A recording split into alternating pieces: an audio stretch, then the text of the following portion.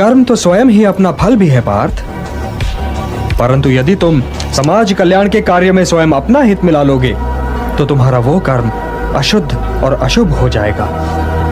इसलिए हे पार्थ, निष्काम कर्म के मार्ग पर चलो, क्योंकि कर्म फल तो तुम्हारे वश में है ही नहीं। इसलिए केवल कर्म करो और कर्म फल की इच्छा न करो। किंतु निष्काम कर्म कैसे संभव है वासुदेव?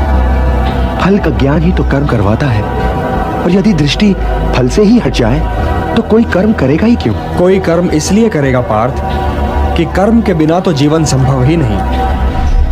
कर्मण्येवाधिकारस्ते मा फलेषु कदाचन मा कर्म फल हेतुर्भूः मा ते संगोस्त्वा कर्मणि। कर्म फल तुम्हारे वश में नहीं है।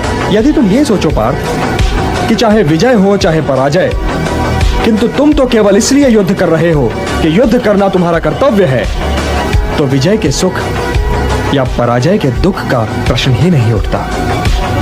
और जो न विजय से सुखी हो और न पराजय से दुखी, वही स्थित प्रज्ञ है।